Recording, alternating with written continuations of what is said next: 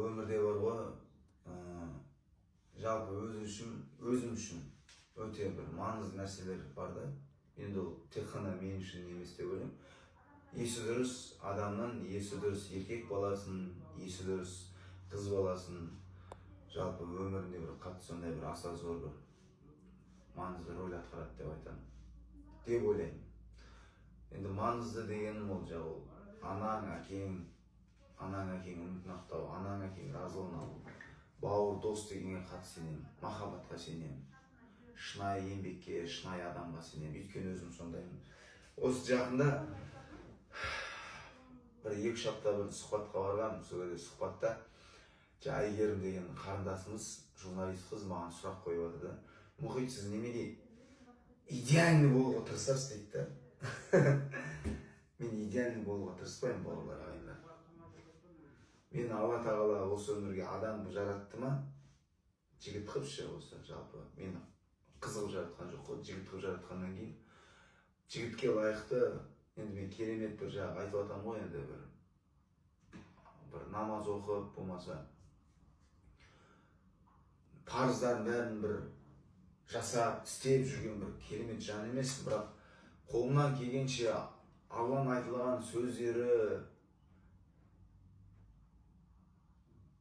соларды кішкене болса да өзім білем.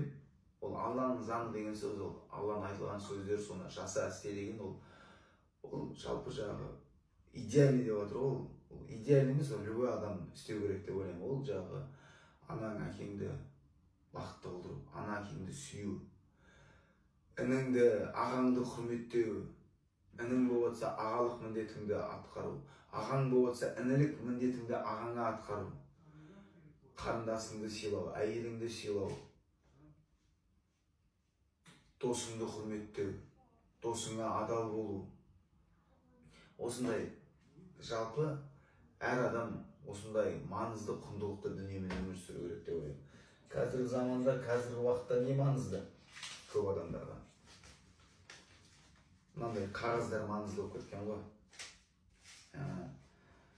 Жалпы бар ғой, мына қағазға қатты ішкі дүниесін, жүрегін беріп кеткен адамдарға не айтамын? Мен ештеңе айта алмаймын. Мен жалпы өзім жайлы айтайын, біреуге төреші емеспін, төреші тек қана бәрімізге бір Алла, біреудің артынан ештеңе айта алмаймын. Жалпы бұл жайлы айтатын болса, бұл қағаз жайлы. Бұл қағаздың болғаны әрине жақсы. Қай жағынан жақсы? Ана әкеңе бір жақсы бір сыйлықтар алып бере аласың. Мынау қағазға мынандай бәле патырларды сатып ала аласың. Әдемі киім, мынау сағат деген сияқты. Жалпы осындай заттарды, машине, көлік, біраз нәрсе аласың ғой енді. Бірақ мына ақшаның, мынау қағаздың құлы болмау керекпіз ғой. Көп өзім достарым, көп таныстарым осы қағаздың құлы болып кеткен ғой. Мынаусыз өмір сүре алмайды. Бұл мен үшін маңызды емес. Мына қағаз мен үшін маңызды емес. Ешқандай мен үшін маңызды емес бұл қағаз. Ешқандай. Бұл мен үшін әшейін қағаз.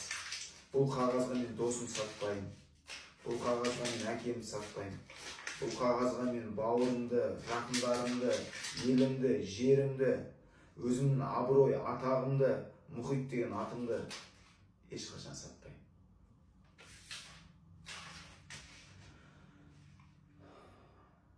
Мынаның құлы болмайық. Әрине табайық. Жұмысымызды адал жасап, істілігімізді адал жасап, адал тауып байып атсақ, Алла тағала төбемізге олай шашып атса, мына бір жерімізге тыға бермей, мына 5 саусақты тығып, былай шынтағымызға тығып жіберді ғой.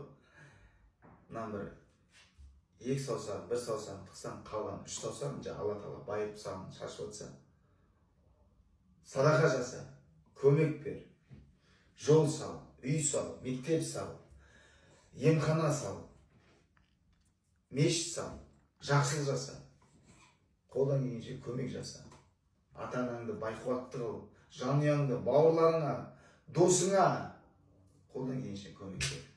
Қара басыңа тыға бермей, көрге алып кетпейсің. Сосын тағы да айтарым, бұл қағазға ешқашан ең құндылықты нәрсе Алла тағала айтылған нәрселерді сатып алмайсың. Анаң әкеңнің махаббатын, анаң әкеңнің махаббаты саған мәңгі болады. Ол кісілердің махаббаты бұл ақшаға қарамайды. Ақша сенде бар ма, жоқ па, оған қарамайды. Екіншісі,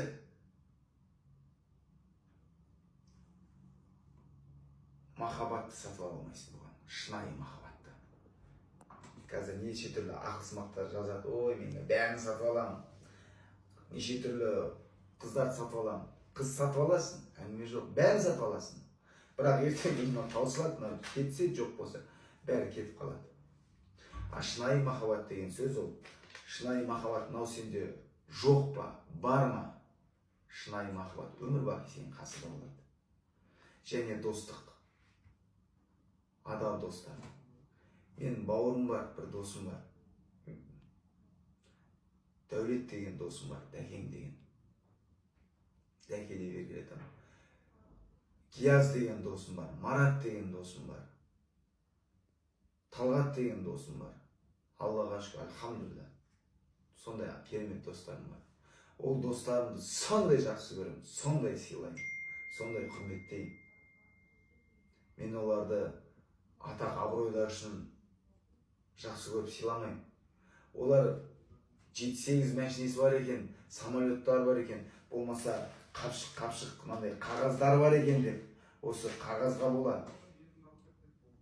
Оларды сыйлап, құрметтеп жақсы көрмеймін. Мен оларды әшейін жақсы көремін. Шынайы достық, махаббат. Налсыз, қағазсыз мен оларды жақсы көремін. Маған олардың ештеме қажеті жоқ, ештеме керегі жоқ. А егерде бар болса, олар менен көмек сұраса, мен оларға құшағымды жаямын, көкірегімді жыртамын, ашамын бәрін. Олардың алдына шығамын.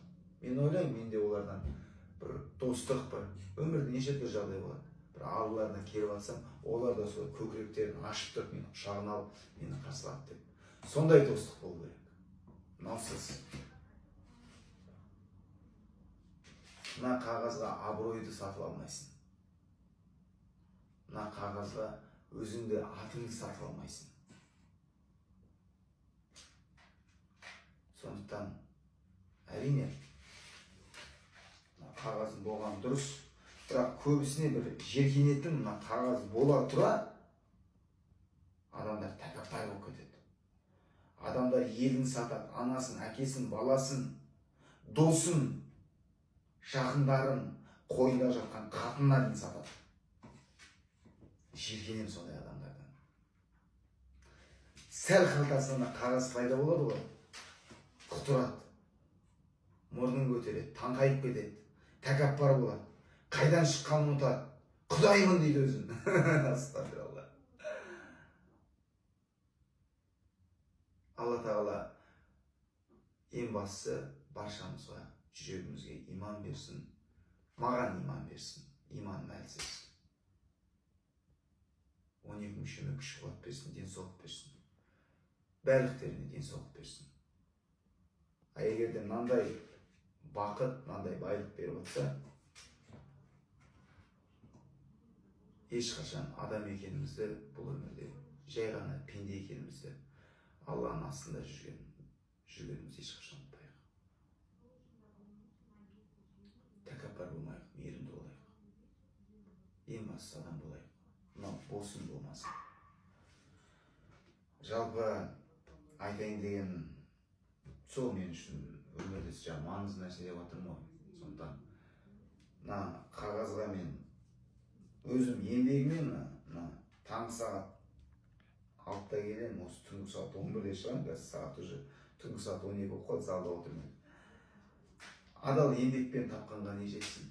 Мен қуанамын адал еңбегіммен осы мынаны сатып алып, мына темір тесек, әйтеуір киім, сағат, әйтеуір көлік, машине, үй. Қуанамын. Машинеме отырған кезде сондай бақытпен айдаймын.